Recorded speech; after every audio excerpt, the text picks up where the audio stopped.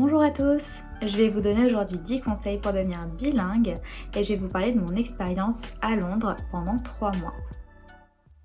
Donc cette vidéo est assez longue, c'est pour ça que j'ai fait un sommaire qui résume un petit peu la vidéo. Donc vous pourrez retrouver à la fois ici mais aussi en barre d'infos ainsi que dans la vidéo directement, ce qui est le plus pratique, tous les différents conseils, tous les différents chapitres finalement.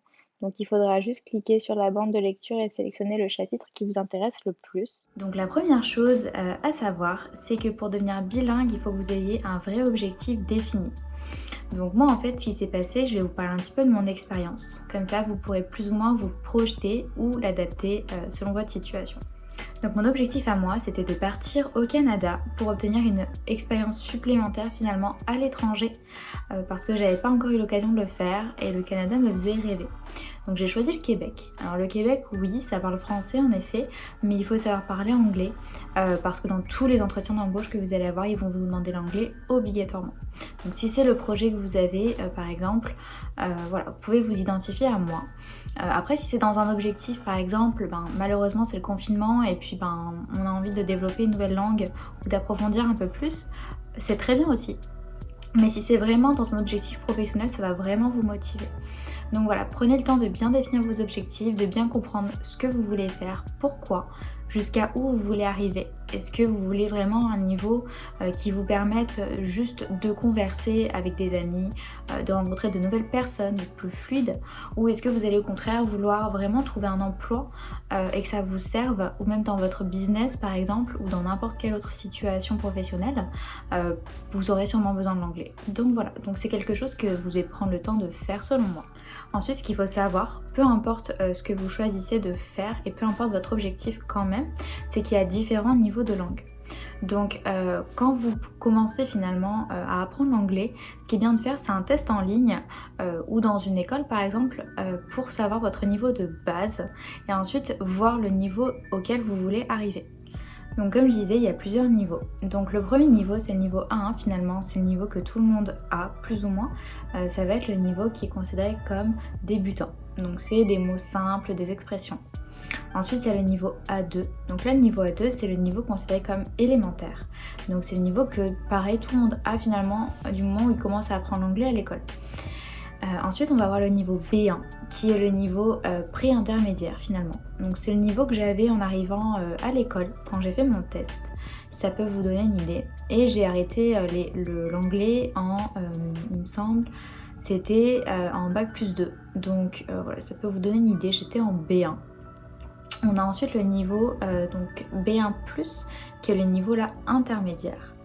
Et le niveau B2, qui est le niveau intermédiaire plus, on va dire, intermédiaire supérieur. Et enfin, le dernier niveau, c'est le niveau C1.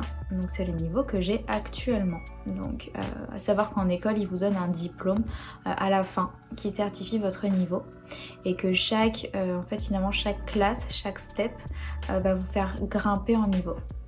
Donc ce qu'il faut savoir, c'est que le niveau C2, c'est le niveau le plus fort, mais il n'est pas dispensé à l'école, du moins pas dans toutes les écoles, parce que c'est un niveau qu'on estime vraiment pour les personnes qui sont nées dans le pays anglophone, donc c'est leur langue de base, ou alors c'est un niveau que les personnes vont acquérir après par exemple 10 ans dans le pays. Voilà.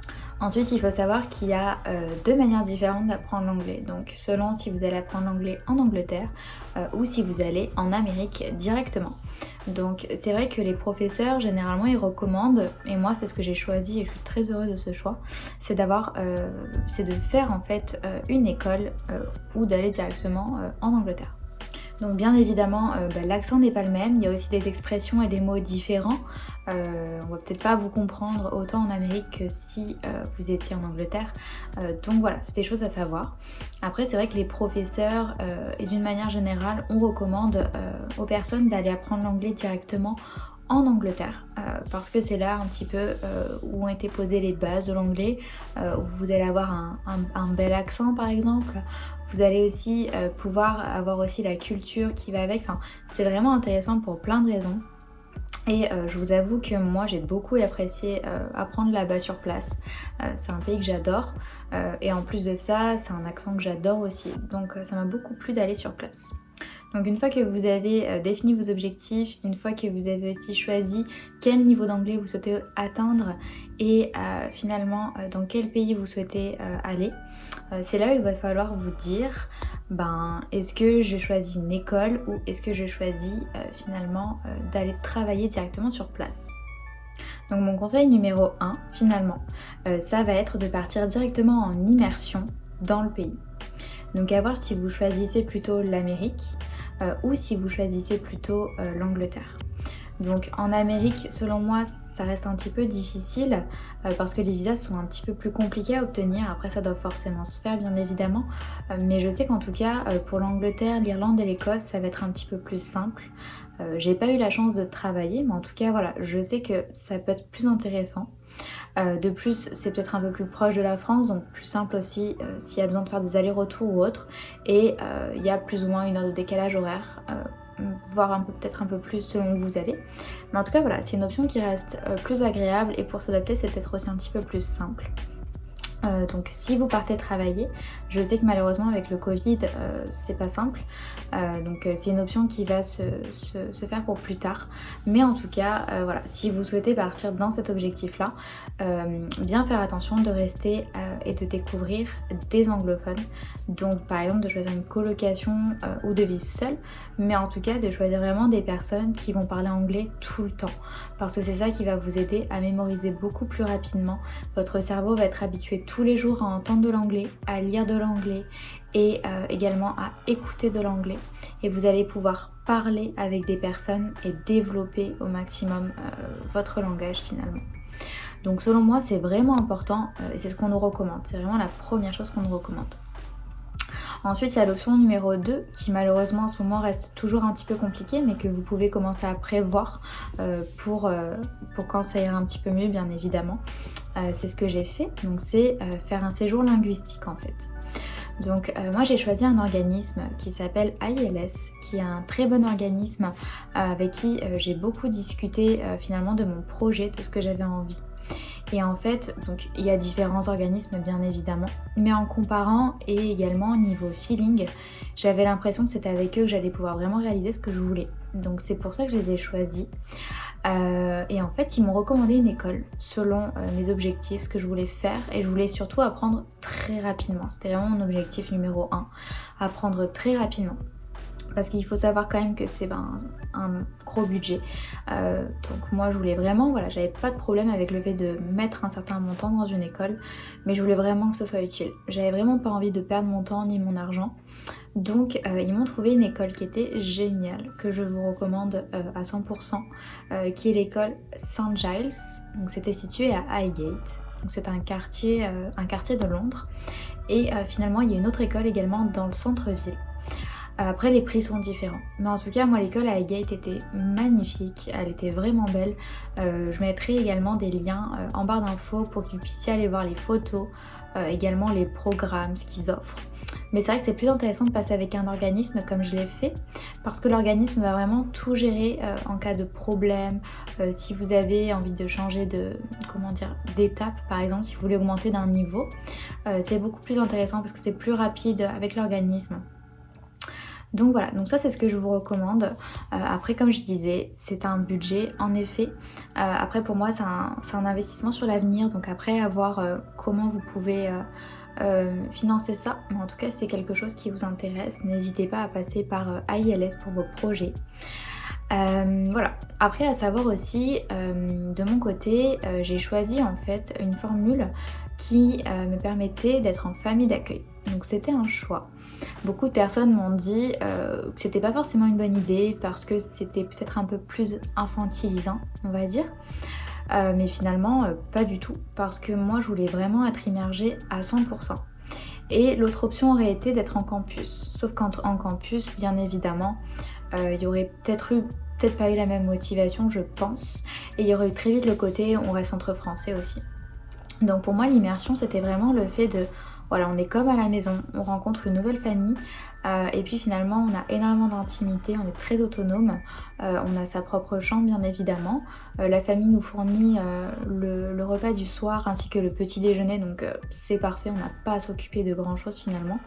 Et au-delà de ça, on est vraiment autonome, on n'est vraiment pas traités comme des enfants, on a nos clés, on peut faire exactement ce qu'on veut. Donc il n'y a aucun problème là-dessus et moi ça m'a énormément aidée parce que j'ai eu la chance de tomber sur une famille géniale qui m'a énormément poussée à développer mon anglais. Donc c'était vraiment bien parce que tous les soirs on parlait entre 1 à 2 heures.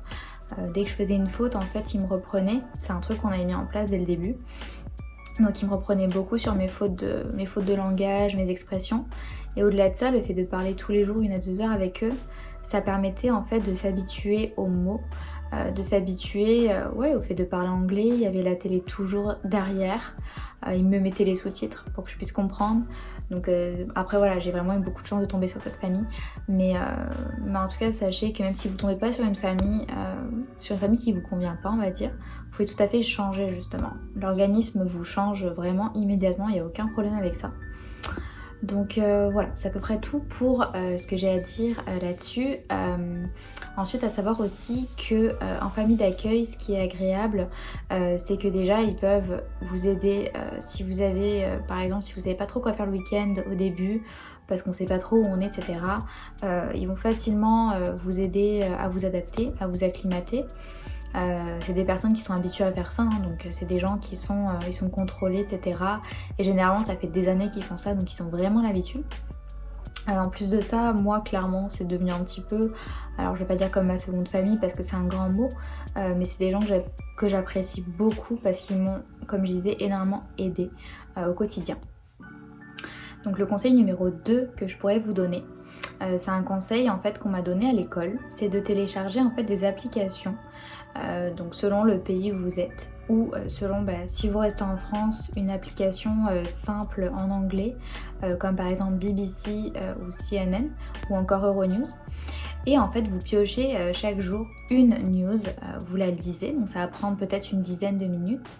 Et là vous allez essayer de la comprendre en entier, donc des fois ça peut être un petit peu compliqué selon les sujets, mais généralement au fur et à mesure vous allez prendre le pli et ça va être beaucoup plus simple. Donc ce qui va se passer c'est qu'il y aura sûrement des mots ou des expressions que vous ne comprendrez pas. Donc là bien faire attention à ne pas aller les traduire, on peut être tenté au début, ce qui est normal et c'est ce que j'ai fait aussi, mais finalement il faut plus aller chercher la définition. Donc on va taper simplement le mot dans Google et puis généralement la définition est assez courte et ça va nous aider à comprendre le mot.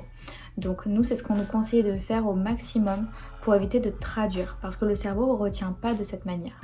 Alors que si on comprend le sens de la phrase, finalement on va pouvoir le mettre dans un contexte et quand on le réentendra ou qu'on le relira plus tard, on va pouvoir se dire « Ah, j'ai déjà lu ce mot, je me souviens, c'était dans tel contexte ». Donc voilà, le cerveau est bien fait, il faut lui faire confiance et honnêtement ça fonctionne.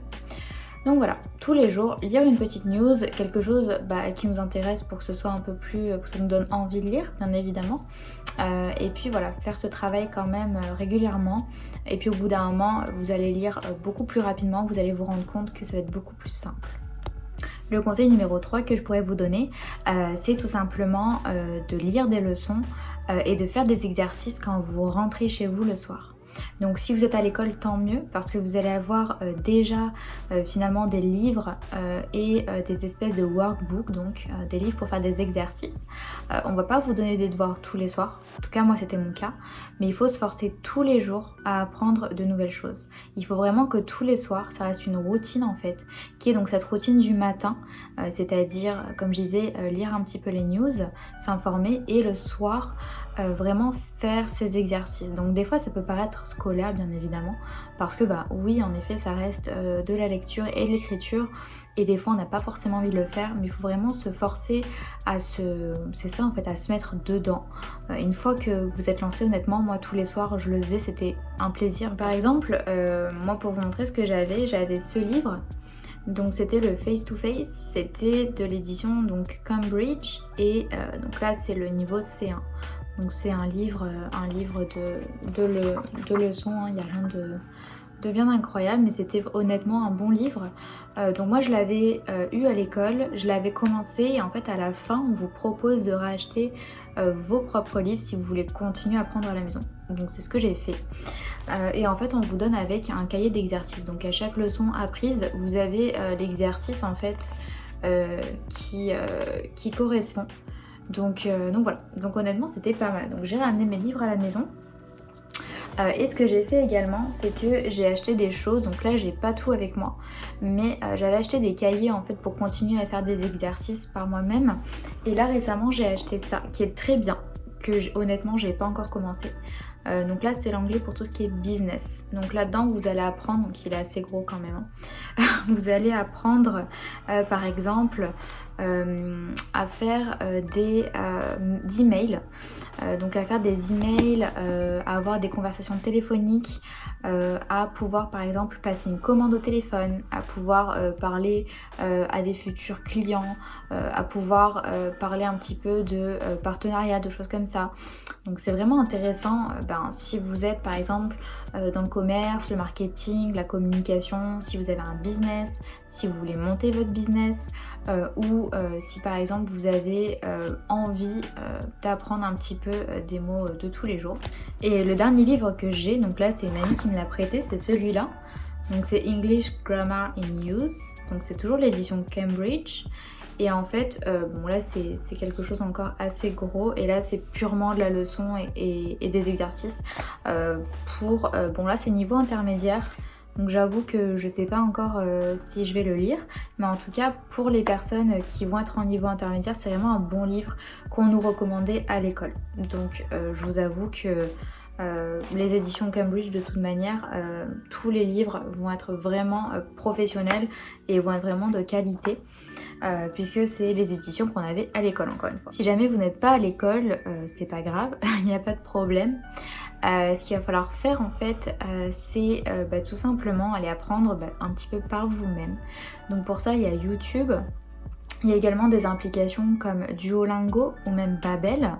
Et vous allez avoir aussi, par exemple sur les réseaux sociaux, il y a beaucoup de monde qui se mettent à donner des petits cours d'anglais avec des bases, donc c'est pas mal. Ou même des petites expressions, des choses comme ça. Donc il y a certaines personnes qui ont même fait des contenus sur TikTok où ils donnent un petit peu des petites expressions, des choses pour paraître plus bilingue. Donc je vous mettrai des petites idées en barre d'infos, mais en tout cas c'est quelque chose que vous pouvez faire de manière un peu plus ludique on va dire. Ce qu'il faut énormément faire attention, c'est de repartir sur les bases. Parce que si vous avez les bases ensuite, vous pouvez vraiment apprendre entre guillemets tout et ça va se greffer dessus. Si vous n'avez pas les bases, vous allez vraiment avoir du mal à devenir bilingue parce qu'il va vous manquer par exemple les verbes irréguliers. Donc ça, les verbes irréguliers, c'est très fastidieux, c'est long, c'est très scolaire, mais il faut vraiment le savoir. Donc pas simplement les apprendre dans un tableau, mais plus dans des phrases. Donc ça c'est quelque chose aussi qu'on nous refaisait faire à l'école pour remettre les bases comme je disais. Il y a aussi tout ce qui va être par exemple les verbes les plus utilisés, ça va être aussi les temps, ça va être aussi les accords, des choses comme ça. Donc voilà, c'est un petit peu plus fastidieux. C'est pour ça que quand on est à l'école on est encadré donc c'est plus agréable, mais c'est quelque chose aussi qu'on peut faire par soi-même. Donc surtout ne pas se décourager. Comme je disais c'est des 2 livres, ceux que je vous ai montrés juste avant. Il y en a plein d'autres. Également d'applications et voilà, au fur et à mesure ça va venir. Vous avez également la possibilité d'apprendre maintenant avec des podcasts. Donc moi j'ai fait beaucoup ça pendant à peu près 1 an, tous les matins, donc avant la période où je partais à Londres. Pendant 1 an en fait, j'écoutais tous les matins peut-être 2 à 3 podcasts. Ça dure environ 10 minutes. C'est Expresso English quelque chose, je vous le remettrai en barre d'infos, mais c'est vraiment bien. Donc en fait c'est des petites leçons qui permettent d'apprendre de nouvelles expressions, de nouveaux mots, des mots assez compliqués souvent, ou alors ça va être un mot ou un verbe avec 5 usages différents qui sont complètement différents. Donc là c'était vraiment intéressant d'écouter le podcast parce que ça fait passer le temps finalement. On apprend d'une manière un peu plus ludique, on n'est pas devant un cahier en train de lire. Voilà, on passe le temps finalement en apprenant quelque chose de nouveau. Et moi ça a énormément marché parce qu'il y a beaucoup de choses maintenant que je dis et je me rappelle qu'en fait je l'ai entendu dans ce podcast. Donc honnêtement ça sert.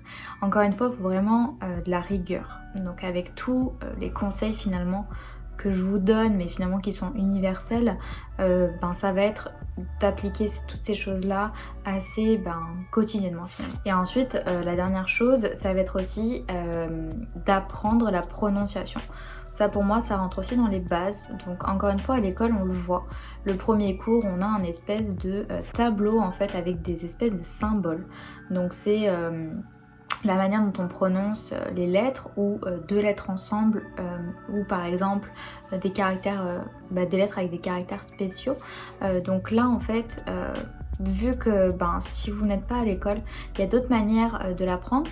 Vous avez une application qui est géniale que je vous listerai également en barre d'infos qui permet en fait d'apprendre la prononciation de chaque lettre et de chaque groupe de lettres. Donc voilà, vous cliquez simplement sur ce tableau et vous allez l'entendre en haut-parleur et là vous allez pouvoir, il y aura des petits exemples sur lesquels vous pourrez vous appuyer pour reprononcer correctement le mot en question.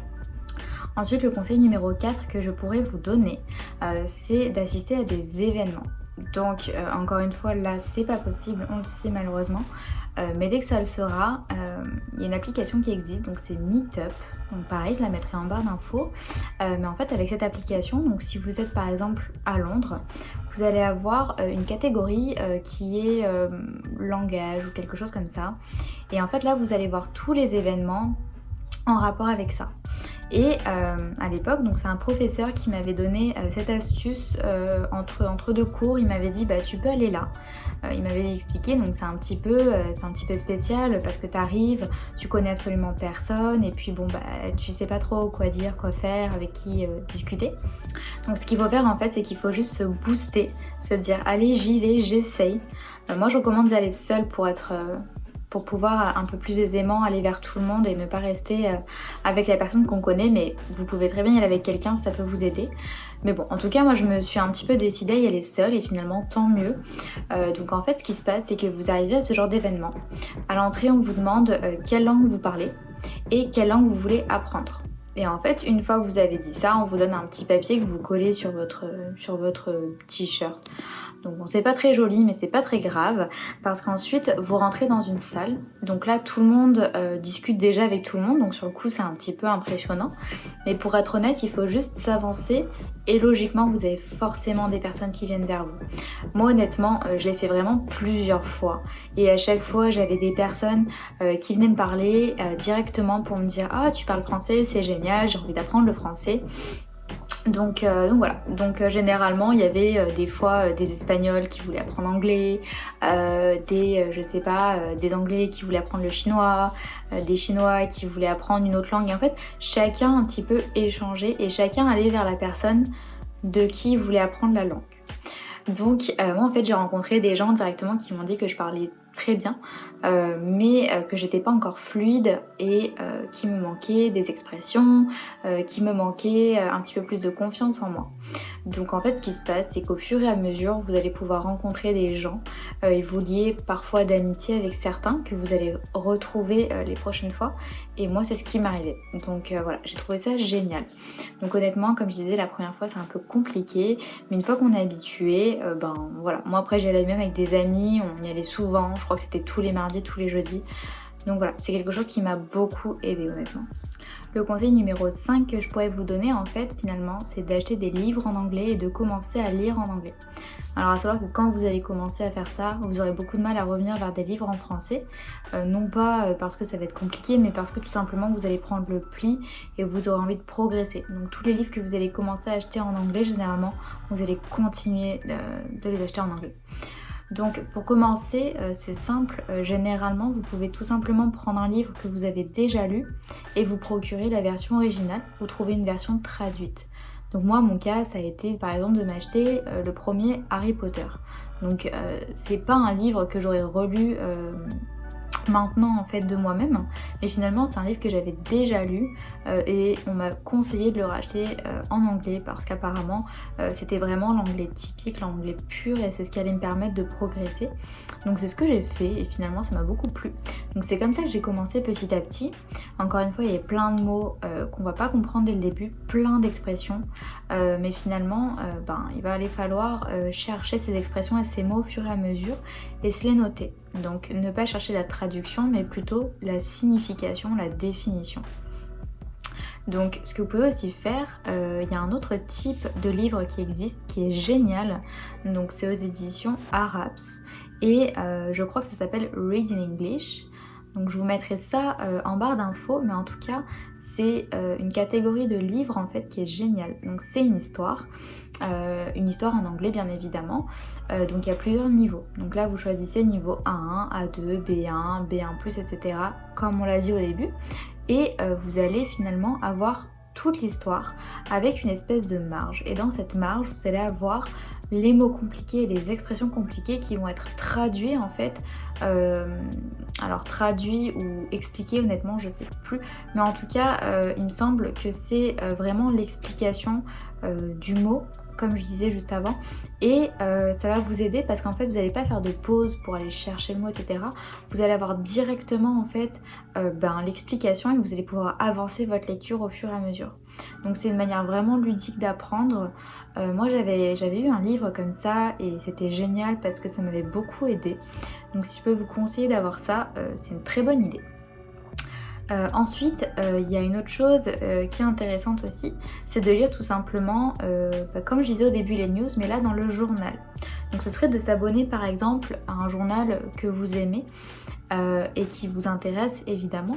Et à chaque fois que vous le recevez, forcément vous vous faites une section lecture. Donc vous ne pourrez pas lire tout le journal d'un coup parce que premièrement c'est quand même long et il y a beaucoup d'infos et c'est pas écrit de la même manière qu'un livre. Donc là par exemple moi je vais m'abonner à The New Yorker Magazine. Voilà, c'est un abonnement sur 12 semaines, donc je vais bien voir ce que ça donne. Mais en tout cas voilà, je suis super contente parce que c'est une lecture différente de tout ce que je lis. Que ce soit par exemple mes livres de développement personnel, je lis aussi des poèmes, de la poésie et je lis aussi des histoires en anglais. Là ça va être vraiment différent, donc j'ai vraiment hâte de les recevoir et j'ai vraiment hâte de commencer ça. Ensuite le conseil numéro 6 que je peux vous donner, qui est selon moi le plus important, parce que c'est ce qui va vraiment vous permettre de vous faire une oreille finalement à l'anglais, c'est de regarder toutes ces séries et tous ces films en anglais avec les sous-titres anglais. Donc attention au piège des sous-titres français parce que vous allez avoir tendance automatiquement à lire et vous n'allez pas du tout faire le rapprochement entre l'anglais que vous écoutez et la traduction. Donc je vous conseille vraiment de vous forcer à écouter votre film en anglais. Donc essayez de regarder pareil un film que vous avez déjà vu pour que vous puissiez le comprendre, savoir de quoi ça s'agit, le contexte. Donc comme je disais, de mettre les sous-titres en anglais parce qu'en fait vous allez entendre la phrase et vous allez l'avoir écrite en anglais, donc ça va vraiment vous aider, votre oreille va s'y faire, votre cerveau va s'y faire, votre œil va s'y faire et je vous promets que ça fonctionne énormément. Donc il faut vraiment coupler toutes ces choses en fait finalement, l'écrit, la lecture et l'écoute. Donc les séries par exemple que je regardais quand j'étais à Londres avec ma famille d'accueil, c'était Friends et The Big Bang Theory. Donc après il y en a plein d'autres. On regardait également, c'était la série How I Met Your Mother. Et c'était génial parce qu'en fait c'était des séries que j'avais déjà vues, donc je connaissais le contexte par exemple. Et je pouvais revoir l'épisode en voyant en fait finalement l'épisode en VO, donc déjà c'est sympa parce que on a les vraies voix, on a la bouche qui s'accorde en fonction du dialogue et au final l'oreille s'y fait comme je vous disais, donc moi ça m'a énormément aidé, j'en suis persuadée. Donc essayez de regarder quelque chose que vous avez déjà vu, ça va vous aider et encore plus si c'est une série drôle ou quelque chose qui vous plaît. Ensuite, un autre conseil que je peux vous donner, donc ça va être le conseil numéro 7, c'est si vous êtes à l'école, bien évidemment, vous allez faire des connaissances. Et sinon, si vous travaillez sur place, ça va être forcément de vous faire des amis au niveau du travail. Et si en attendant, vous restez à la maison parce que forcément on ne peut pas voyager, ça va être de trouver des groupes en fait en ligne de chat où vous allez pouvoir échanger avec des personnes au quotidien. Donc généralement, forcément, il faut apporter à la personne la langue qu'on parle et puis la personne en retour va nous apporter la connaissance de sa langue maternelle à elle. Donc voilà, pour moi c'est vraiment une bonne chose. Moi pour ma part forcément je me suis fait des amis dans l'école où j'étais et j'ai aujourd'hui encore d'énormes liens avec eux. C'est vraiment des personnes que j'apprécie beaucoup, à qui je donne beaucoup de nouvelles. Et en fait, ce qui est important, c'est de garder contact. Donc bien sûr, si c'est des personnes que vous appréciez, mais c'est de continuer de converser en faisant selon moi des vocaux. Parce que, alors les vocaux, ça peut être un peu contraignant. Mais je sais qu'en tout cas avec les amis que je me suis fait sur place, on parle beaucoup en vocaux parce que c'est le seul moyen finalement où on a l'occasion de parler anglais réellement. Donc à part dans le travail, mais dans la vie quotidienne, ça permet énormément de parler anglais parce que si on fait plusieurs vocaux, plusieurs échanges pendant 1 heure, ça entretient l'anglais. Donc pour moi c'est quelque chose de très important, c'est de pouvoir avoir des personnes autour de soi avec qui on parle, alors peut-être pas quotidiennement parce que c'est compliqué, mais au moins assez souvent en anglais. Et comme je disais, le côté vocaux c'est vraiment intéressant pour pouvoir continuer à pratiquer l'oral. Mon conseil numéro 8, ça va être de suivre des influenceurs, si vous êtes sur les réseaux sociaux et que vous aimez ça, qui parlent anglais. Donc vous êtes sûrement habitué à suivre des influenceurs de France ou autres, ou peut-être déjà des anglophones, et tant mieux. Mais là, ça va être vraiment de suivre de plus en plus des personnes donc, qui ont des centres d'intérêt qui vous parlent bien évidemment, qui parlent anglais. Donc après, est-ce que vous préférez un américain ou un anglais? Là, c'est à vous de voir encore une fois. Mais ça va être hyper intéressant parce que vous allez voir tous les jours les textes en anglais, vous allez les entendre parler en stories en anglais et ça va vraiment vous aider en fait. Il faut vraiment que votre quotidien soit à la fois dans ce que vous voyez, dans ce que vous entendez, dans ce que vous dites et dans ce que vous écrivez. Il faut qu'il y ait le plus d'anglais possible. Donc c'est pour ça que toutes les choses sur lesquelles, desquelles on a l'habitude de faire finalement quotidiennement, il faut les maximiser en anglais. Et on passe tous plus ou moins pas mal de temps sur les réseaux sociaux, je pense. Voilà. Donc pour moi c'est quelque chose qui est très important de faire parce qu'on s'en rend pas compte, mais finalement quand on repasse sur les réseaux sociaux et qu'on écoute que des stories en français, qu'on lit que des textes en français, ça nous recoupe finalement de cette dynamique qu'on s'était mise.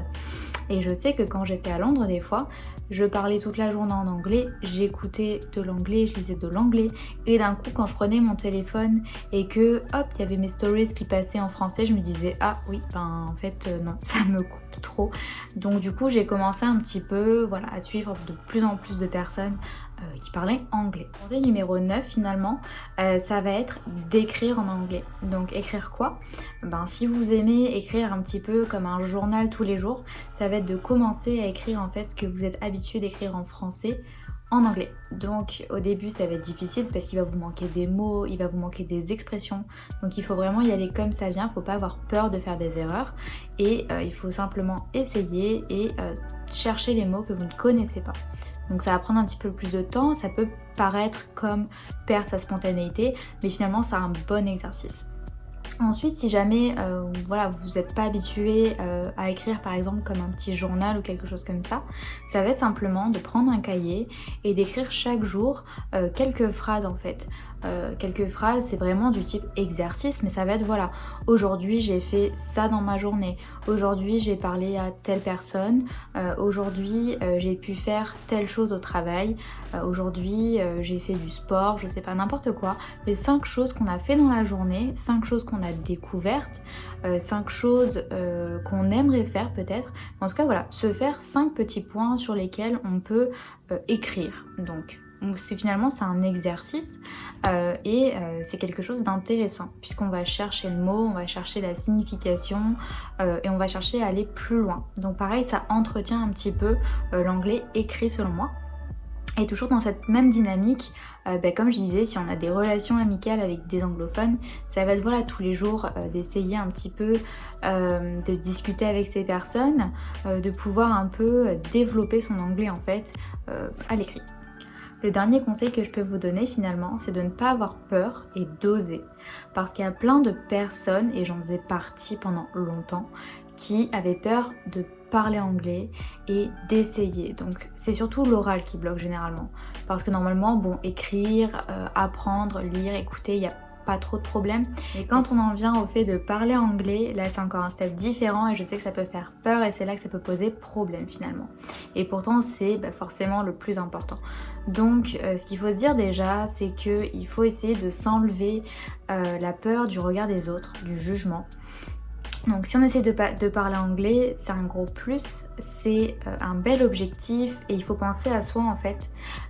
Et il faut se dire que personne ne va se ficher de nous entre guillemets si vraiment on est déterminé et qu'on met tout notre cœur à quelque chose. Donc les personnes qu'on va potentiellement penser qui vont se ficher de nous, c'est les personnes finalement qui n'osent pas le faire. Donc à partir de ce point-là, il faut juste se dire qu'il faut commencer petit à petit à essayer et passer au-delà du regard des gens. Donc c'est pour ça que quand on part finalement dans une école ou quand on va simplement dans le pays travailler, les personnes généralement elles ne nous connaissent pas. Donc on va avoir beaucoup moins peur de se tromper, on va parler vraiment de manière simple et avec nos mots et on va essayer de se faire comprendre au maximum. Et finalement il vaut mieux quelqu'un qui fait des erreurs mais qui croit en soi et qui essaye de se reprendre, qui essaye de se corriger et de faire mieux et qui accepte aussi de se faire reprendre parce que c'est important. Ce sera beaucoup plus naturel qu'une personne qui va absolument vouloir être parfaite, avoir chaque mot parfait. Ce sera pas possible, sauf si, même moi je ne l'ai pas à ce niveau, sauf si on a un niveau C2. À l'école par exemple, je sais que j'adorais l'anglais, vraiment, c'était ma matière préférée, mais j'avais beaucoup de mal parce que l'oral, j'arrivais pas, j'avais un blocage, j'avais pas l'accent. Et finalement je l'avais pas parce que je pense que j'avais pas envie de l'avoir, parce que j'avais pas envie de passer un petit peu pour une idiote, alors que finalement il y a pas du tout de quoi, mais c'est vrai que c'est quelque chose qu'il faut réussir à surmonter. Et c'est vraiment quand on part dans le pays, comme je disais, je pense que ça vient tout seul et je pense que c'est comme ça pour beaucoup de monde. Donc voilà, il faut vraiment croire en soi, croire en ses objectifs, se dire qu'on vient vraiment faire quelque chose pour soi, pour se développer et pour pouvoir acquérir encore plus de connaissances et pouvoir faire ce qu'on avait envie de faire au départ. Donc voilà, c'est tout pour cette vidéo. J'espère que ça vous aura plu, j'espère que les conseils que je vous aurai apportés vous aideront. N'hésitez pas également, si vous-même vous avez des conseils à donner, de les laisser en commentaire. Et également, si vous avez des questions à me les poser en commentaire, je répondrai avec plaisir. Je vous listerai bien évidemment dans la barre d'infos, comme je l'ai dit au début, tous les liens, toutes les applications et tout ce dont je vous parle, toutes les références. Comme ça, vous pouvez retrouver le contenu dont vous avez besoin. C'est ma première vidéo sur cette chaîne, donc soyez indulgents par rapport que ce soit au décor, à la lumière, etc. Je filme avec mon iPhone pour l'instant, donc on verra plus tard, mais en tout cas pour l'instant c'est comme ça. Mais en tout cas voilà, j'espère comme je disais que ça vous aura plu et je vous dis à la prochaine fois pour une nouvelle vidéo.